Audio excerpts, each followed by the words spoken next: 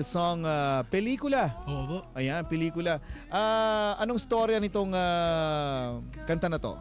Itong pelikula po ay pinarinig siya actually ng label sa akin. Hindi pa ako nagsulat nito. Ang nagsulat po nito si Sir Kick Salazar. Original to?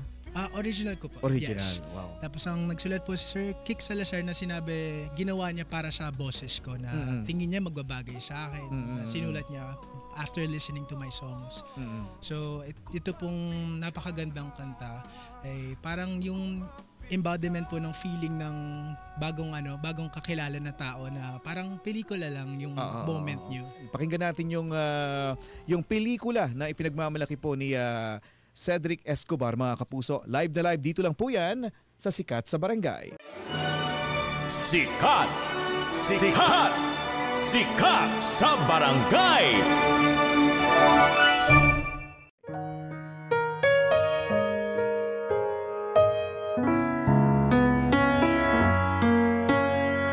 Barangay LS 97.1 97.1 number 1. Sa tagal ng paghahanap, di ko na napansin, ayaw ko nang mag-isip. Nakatadhana kaya kung mapapasakit, tunay na pag-ibig.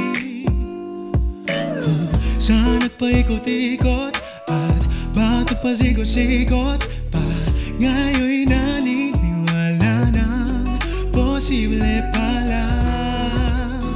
Ibang nadarama pag nakaharap na, totoo nga ba to?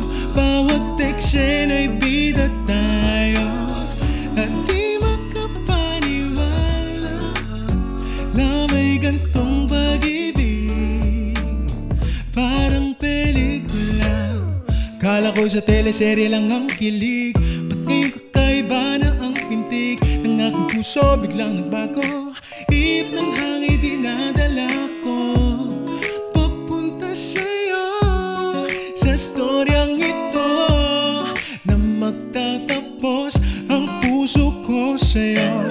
Saan nagpaikot-ikot at ba't pasikot-sikot pa, ngayon'y naniniwala na posible pala. Ibang nadarama pag nakaharap na, totoo nga ba to? Bawat eksena'y bida tayo at di makapaniwala na may gantong pag-ibig, parang pelikula. Hindi na kukura, baka ka mawala, parang hula ako na tinatanaw, hindi ka bitaraw sa kwentong nagsimula. Tamis ang pagtitinginan at ngayon'y iba na darama. Totoo nga ba to?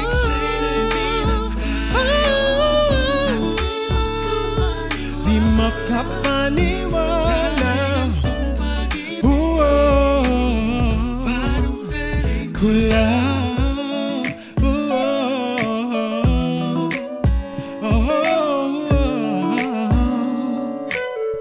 Parang pelikula.